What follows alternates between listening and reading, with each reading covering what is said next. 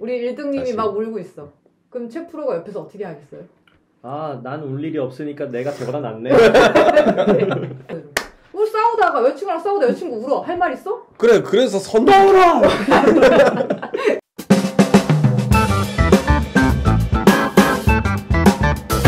아니다, 책방. 네, 이번에는 감정에 대해서 이야기를 할 건데요. 그 전에 이 책에서는 여러 성격에 대해서 좀 이야기를 합니다. 그 성격을 한번 쭉 불러드릴 테니까 자기가 어디에 속하는지 한번 생각해 보세요. 여기에서 또 좋은 성격은 하나밖에 없어요. 쾌활한 성격. 저요. 이게 좋은 성격이야. 그다음에 미숙한 성격. 이건 좀 어린아이 같은 거. 그리고 완고한 성격. 완고? 완고가 원칙주의. 규칙에만 집착하고 좀 이런. 그리고 비굴한 성격. 이 딸랑이 잘하시는 분들. 그리고 오만한 성격. 그리고 기분 파인 성격. 네. 비관적인 성격. 네. 뭐 이런 것들이 좀 나와 있습니다. 이 챕터의 제목이 모든 성격에는 목적이 있다예요. 그래서 그 성격을 자기가 이제 선택한 이유와 목적들에 대해서 좀 얘기가 나오는데 이 부분은 크게 설명은 안 드리고 넘어갈 건데 어디에 해당하시는 것 같은지. 저는 보면서 완고한 성격에 나는 좀 가깝구나라는 생각을 했어요. 완고가 뭔지 모르겠는데. 저는. 원칙이 이거 있고 규칙과 원칙이 있고 이걸 꼭 지켜야 되고 막 이런. 아, 약간 융통성 강박증. 없고. 아, 융통성 없고. 그 나야. 네, 그건 나 아니야. 난 완고해. 난 아니야. 여기 기분 파인 성격. 네, 그렇죠. 기분파죠. 맞아요. 네, 그런 게 있었습니다. 좀 이제 설명드리고 싶었던 게 감정에 대해서 쓴 챕터인데 사실 이 부분은 네. 좀 내용이 어려워요. 심리학 전문적인 용어나 이런 게 좀 많이 나오고 그래서 사실 이 챕터도 좀 뒤로 간 게 아닌가라는 생각을 했어요. 그래서 정동이라는 개념이 나와요. 저희가 일상적으로 많이 쓰진 않는 말인데 심리학 쪽에서는 많이 쓰는 단어래요. 네. 그래서 우리가 어떤 성격 특징으로 이름 붙인 이름이 현상이 항진된 것이다. 그러니까 계속 진행되는 거다. 라고 보시면 오늘 하루 화내고 내일 화 안 내고 이게 아니라 계속 그 화라는 감정이 계속해서 드러나는 거 그런 걸 이제 정동이라고 이야기를 하나 봐요. 그래서 이런 정동을 만들어내는데도 목적이 있는데 결국은 상황을 자기에게 유리하게 만들려는 목적이 있는 거죠. 화를 내는 것도 내가 의견을 관철시키기 위한 목적이 있는 거고 그게 잘 먹혔으니까 계속 화를 내는 거고. 그래서 여기에서 여러 가지 감정들이 많이 나오는데 저는 이제 화하고 슬픔 두 가지에 대해서만 좀 얘기를 하겠습니다. 화하고 슬픔 모두 다 사람과 사람을 떼어놓는 정동이라고 했어요. 그래서 이 정동이라는 게 떼어놓는 것도 있고 붙이는 것도 있는데 화하고 슬픔은 이제 떼어놓는 정동이라고 했는데 화는 말 그대로 지배욕을 고스란히 드러내는 정동이고 나의 우월성을 온 힘을 다해서 얻고자 하는 그래서 자기에게 힘이 있다는 느낌이 조금이라도 침해되면 화를 폭발시키면서 대응한다고 합니다. 그래서 가장 이 방법으로 너무 쉽게 다른 사람의 지배자가 됐기 때문에 계속해서 이 방법을 쓰면 내 의지를 관철시킬 수 있다. 라고 본다고 했고요. 아까도 말씀드렸지만 제정신을 잃고 엉겹결에 욱했다라는 거는 변명일 수밖에 없다. 아무리 그래도 진짜 비싼 거나 이런 건 절대 부수지 않고 이 화에는 분명한 목적이 있다. 결국은 나의 목적을 관철시키려는 그런 목적이 있다라고 보았어요. 어떻게 생각하시나요, 화?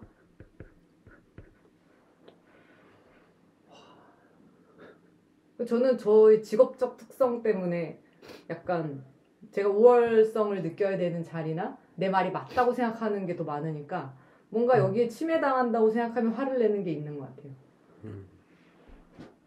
그리고 약간 그 연인 관계에서나 뭐 부부 관계에서도 흔히 말하는 갑을 관계가 성립될 수 있잖아요. 네. 조금 을의 위치에 있는 사람은 갑의 위치에 있는 사람이 화를 내면 그래 네 말이 맞아 하고 그냥 이렇게 수그러들고 저도 좀 화가 많은 편인데 이 부분을 읽으면서 나도 나의 의지를 관철시키고 그냥 그러려고 네. 화를 많이 냈나? 라고 생각을 좀 했습니다. 왜? 그래서 이제 바뀌시나요?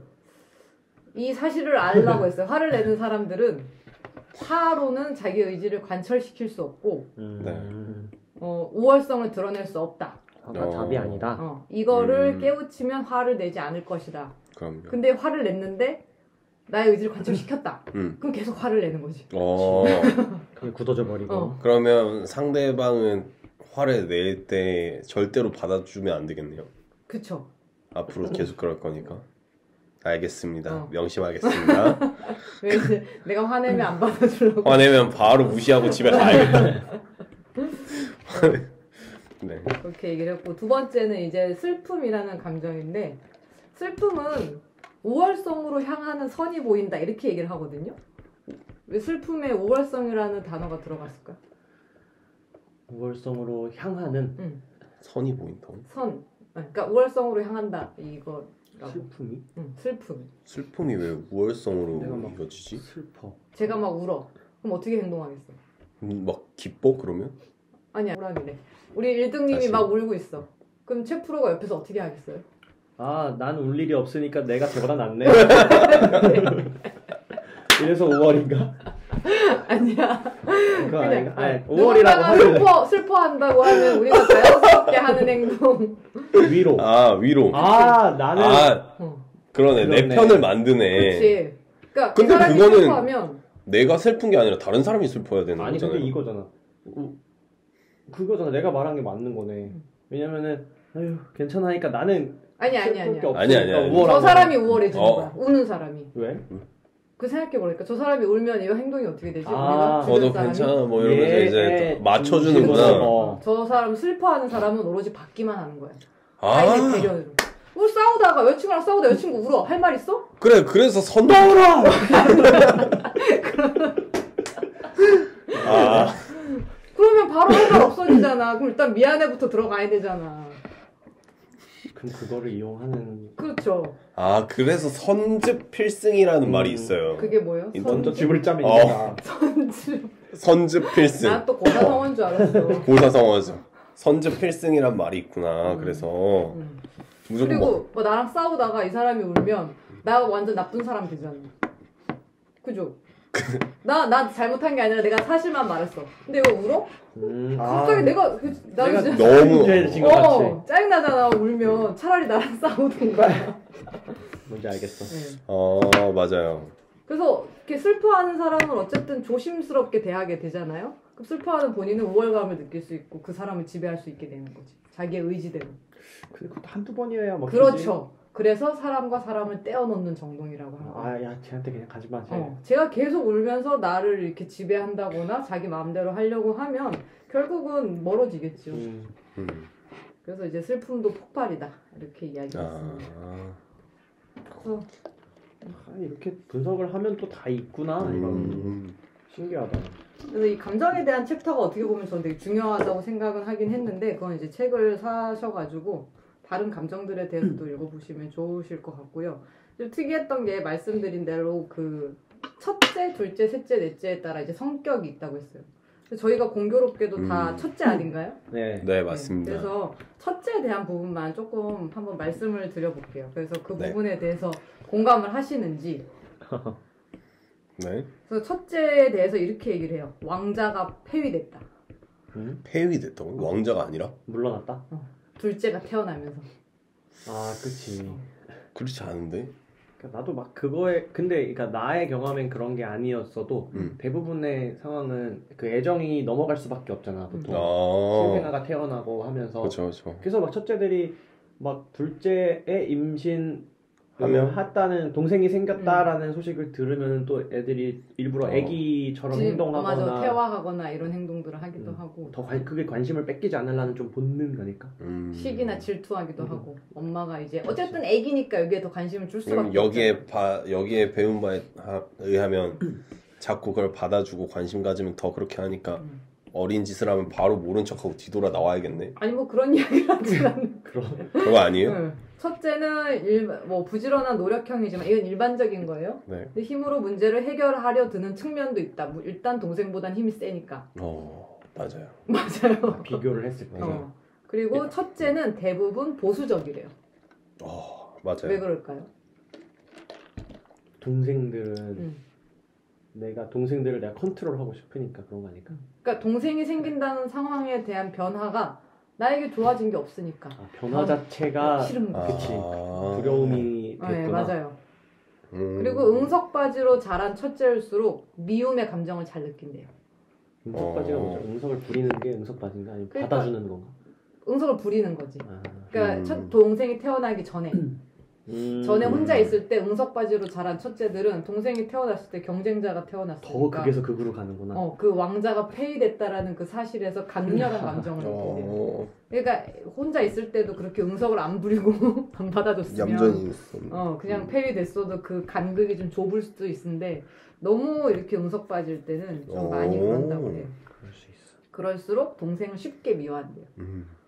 우리 한 1등님은 아이를 둘 낳고 싶어 하시니까 첫째를 나중에 기르실 때 너무 응석바지로 쌍둥이로 하세요. 걱정하지 마세요. 응석 부리면 배운 대로 바로 문 닫고 나가버릴 거니까. 아동학대로 그러면은 이게 감정을 안 있어요. 받으면 애가 그래 될 수 비관적인 성격이 될 수 아까 말했죠. 공격형 100%로 자랄 수 있는. 그래, 그러지는 말고 여기에서는 좀 가르쳐 주는 게 이 동생이 적이 아니라 동료다 라는 사실을 자각시켜야 된대요. 그리고 엄마가 아이에게 자기만 동료다, 엄마가 너의 동료다, 엄마 본인만, 그거는 이제 좋지 않고 동생도 동료고, 그래서 이 가족 안에서 어떤 연대의식 처음으로 이제 느끼게 되면 이제 협력할 수 있게 되는 거죠. 그래서 왜 형제자매가 있을수록 또 학교나 사회에서 이렇게 잘 지낸다 이런 것도 있잖아요. 그게 이제 좋게 되면 그렇게 되는 거고 안 좋게 되면 미워하는 거지.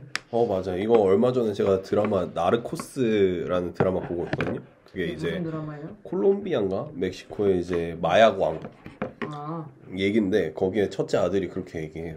이제 둘째가 생기니까 마약왕 아들이 둘째 아버지가 이제 마약왕이니까 학교 안 보내면 뭐 총 쏘는 법 가르치고 이러거든요.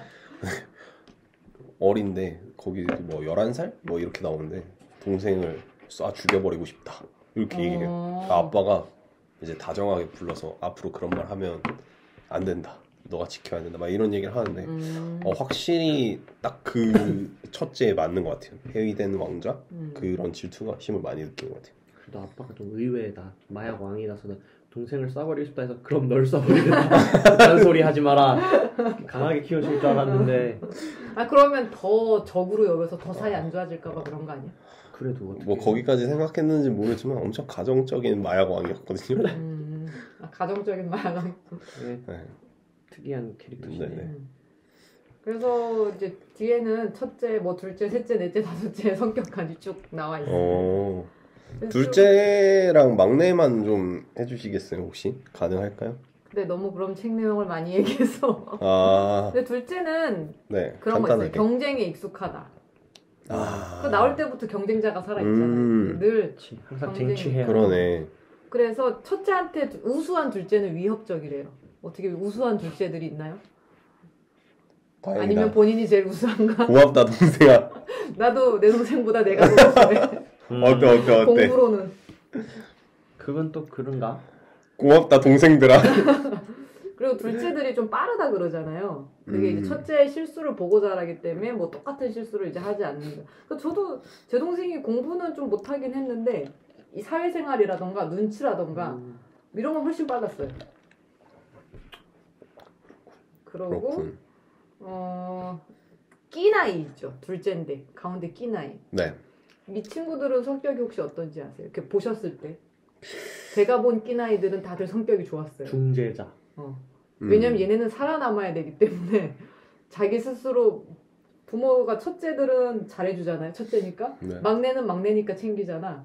그러니까 이 둘째들은 부모한테 의지하는 것보다 빨리 자립한다고 해요. 맞아요. 낀 둘째. 맞아요.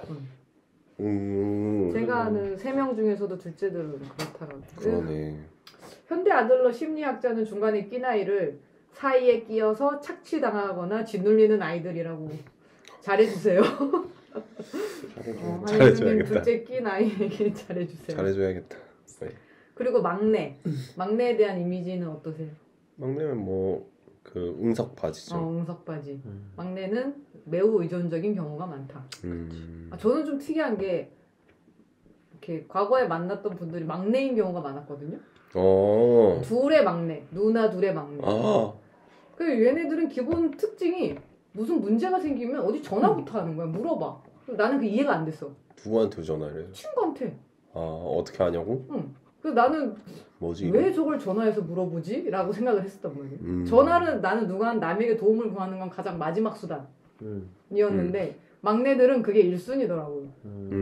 항상 그렇게 해줬으니까 늘 남에게 그래서 여기에 딱 써있는 게 첫째 아이는 뭐든 스스로 해결하려고 들면 남에게 거의 상의하지 않는다. 맞아. 상의하는 일을 부끄러워하며 독단적으로 결정하는 경향이 있다. 근데 맞지. 막내는 다른 사람에게 도움을 요청하는 것이 특기다. 그렇구나. 그러네. 어떻게 집에 막내분들은 어떠신지? 맞아요. 제 동생도 가끔 안부 전화를 하는데 막내가 자기 용돈이 부족할 때 잘 지내? 막내들은 그런 얘기도 되게 잘하더라. 돈 달라는 얘기. 아니 돌려서 얘기합니다. 뭐가 필요하다. 근데 돈이 없다. 여기까지만 얘기합니다. 그러면 달라는 거랑 뭐가 다른가? 그러면 계좌번호 찍어라. 다 자연스럽게 나오게 되죠. 첫째들은 질문하기 전에 생각부터 많이 한다. 그치. 내가 이걸 질문해서 맞아. 남들이 날 바보로 보면 어떡하지? 맞아. 그래서 끝까지 질문하지 않고 흘려보내기 일수라고 하는. 여기까지 나왔는데 계속 고민하다가 이 맞아. 질문에서 되는 거가. 그래서 근데 이 저자는 내가 내린 결론은 결국은 막내는 사랑받을 만한 존재들이다 라고 이야기하긴 합니다. 이게 좀 생각을 막 깊게 하거나 이러진 않잖아요. 맞아. 그것이 어떻게 보면 또 뭐 사랑스러움이나 귀여움으로 보여줄 수도 있으니까. 그런 이야기들이 있습니다. 네. 다 모든 것엔 이유가 있었구나 이렇게 좀 분석을 하니. 그러니까요. 그 어쩔 수 없는. 그리고 그 우리나라에서 어떤 그런 이쪽으로 강의하시는 분이 K 장녀에 대해서도 또 분석한 게 있었어요. 그런 것도 재밌었어요. K 장녀. K 장녀. 어떤 특징이 있죠? 뭔가 그럴 것 같아. 약간 독단적이야. 그 자기가 이제 좀 막 가장 뭐 같은 그런 것도 있고. 역할을 하고 싶어하는 것 같은 거 느낌.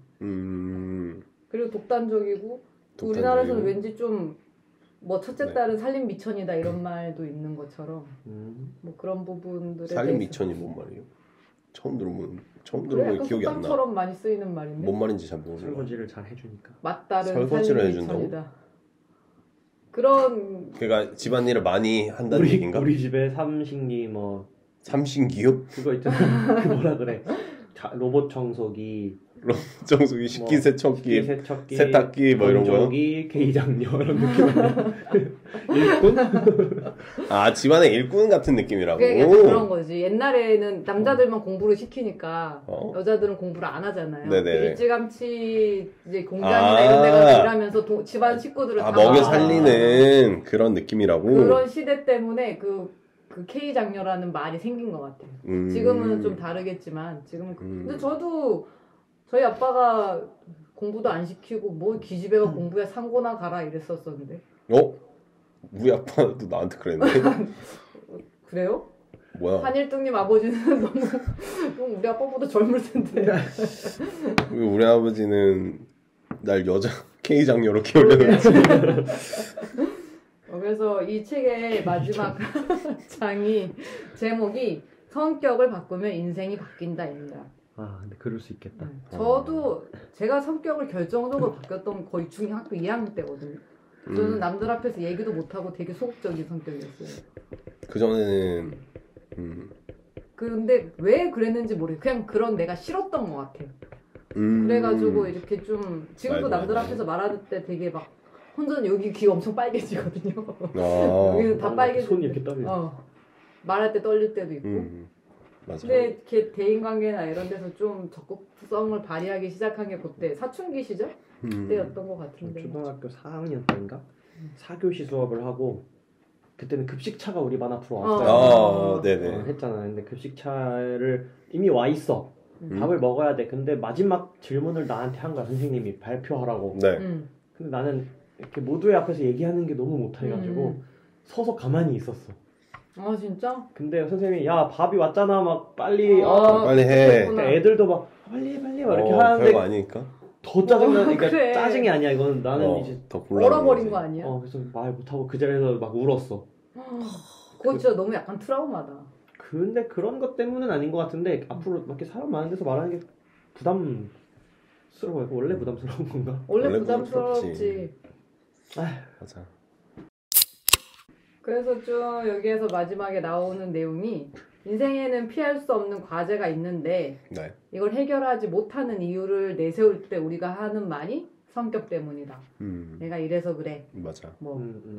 하지만 인생에는 두려운 일만 일어나는 것이 아니다. 도망치지 말고 과제와 직면하는 용기를 조금이라도 가진다면 인생은 바뀔 것이다. 라는 말로 책을 마무리하고 있습니다.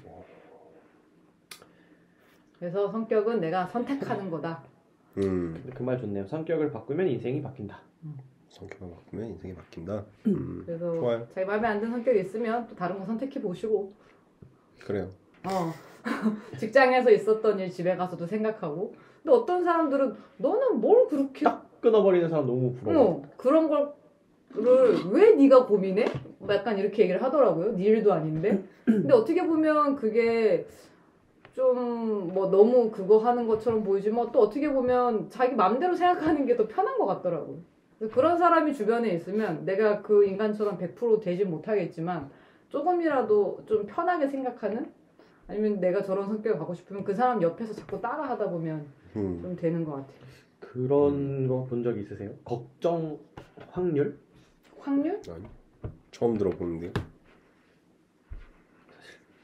만든 말 아니에요? 책 프로가? 그건 만든 말인데 아니 이런 건 없는데 걱정 중에 뭐 80%는 뭐 일어나지 않을 일이고 맞아 그러니까 걱정 자체가 의미가 없는 거고 그중 나머지 20% 중에 뭐 얼마는 일어는 나지만 그 정도는 아무 아니고. 일 없이 지나갈 일이고 해서 결국 알고 보면 내가 하는 걱정 중에 한 10개 중, 한 100개 중에 99개 정도는 걱정을 안 해도 되는 거다.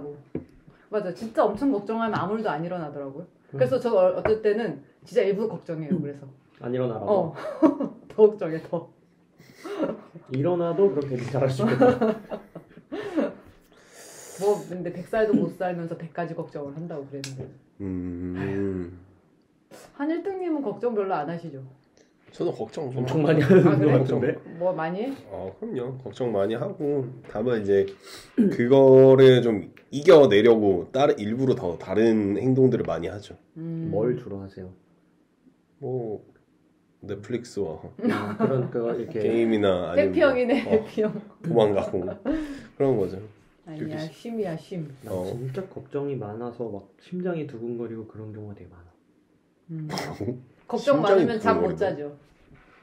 그건 아니야. 결국 잠은 드는데 계속 그 생각이 해서 막 이거 쓰라리다는 거 있잖아요. 그 심장 막 두근대고 막 그런 경우가 종종 있었어. 나 이제 큰일 났다 이랬는데 다음날 며칠 지나면 괜찮아지고. 그런 적 없지. 저는 있죠. 없는 것 같아. 나는 사람인데 없겠어. 아니 좀 전에 표정이 이해를 못하는 표정. 자주 없죠 이래야지. 없죠 하면 한 번은 한 번은 있어? 1년에 한 번 정도 있겠죠. 한두 번 정도는 있겠죠. 근데 막 자주 있진 않죠. 그리고 더 이제 두 분을 만나면서 원래는 더 걱정을 안 했어요. 근데 우리 만나서 걱정이 많아졌다고? 초창기에 나 봤지. 초창기에 저를 봤는데 그때는 아니 왜 얘네는 이런 별거 아닌 거를 다 이렇게 많이 생각을 할까라고 했는데 조금 이제 시간이 지나면서 다른 어떤 사람들을 만나고 하면서 걱정이 많아진 거예요 지금. 그 걱정이 다시 없는 사람을 만나야겠다. 아니요 지금이 딱 균형에 맞아요. 준비성도 많고 대신 그때는 걱정이 없는 대신 그만큼 준비를 안 해요. 모든 일에. 그치 걱정을 하면 준비를 하게 되니까 그냥 해. 어떻게 되겠지. 결과물이 개판이 나도 시간이 지나가고 이건 그냥 넘기면 돼라는 어떤 생각을 하고 살았고 그냥 단순히 그냥 시간 넘기면 돼. 이것도 그냥 넘기면 돼 이랬는데 이제는 해도 뭐 마무리를 좀 깨끗하게 지어야 돼라는 어떤 그런 개념들이 생기죠. 장점도 있고 네. 심장이 두근대는 건 많진 않아요.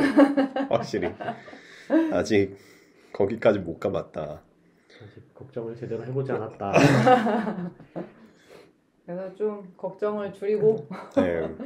편안한 자기에게 좋은 그런 성격을 올해는 채택해서 네. 편안하고 즐거운 한 해가 되시길 바랍니다. 명언으로 마무리 짓네요. 네. 이제 저희 녹화일 기준으로 다음 주가 설날이니까. 그쵸. 근데 이거 5월이나 6월에 올라가는 거 아니야? 그런가요? 아닙니다. 설날 끝나자마자 추석 바로 때 올라가는 거 아니에요? 자, 설날이라고 했지 23년 설날이라고 안 했습니다, 여러분. 10년 뒤에. 네. 설날 없어졌으면 좋겠어. 왜? 쉬는 날이잖아요.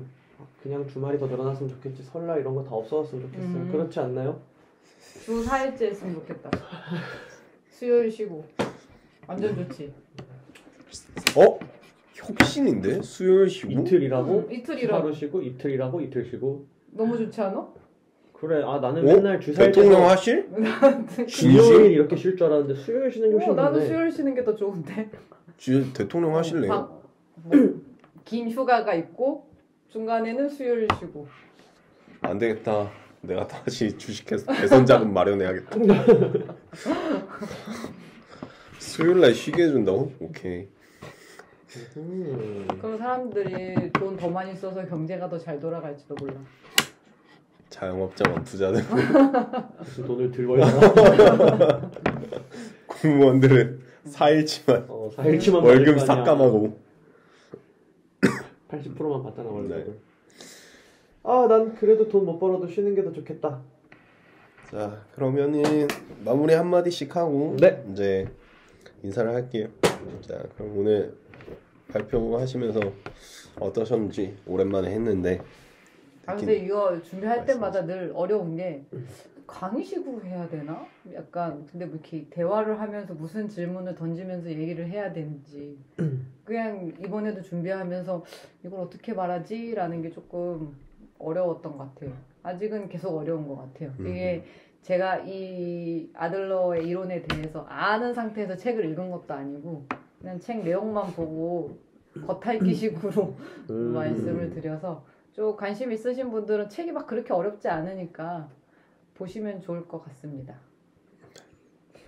네, 저는 성격 이런 거에 대해서 별로 관심이 많이 없었는데 이렇게 또 들어보니 재밌는 점이 많네요. 다 이게 일상이랑 또 연관이 되냐 보니까. 네. 그래서 좀 더 성격에 이렇게 좀 집중해서 나의 성격을 내가 만들어가면서 살아야겠다고 해. 특히 그래서 올해 아주 부담이 많이 되시나 봐요. 네, 그래서 그만둘까 봐요.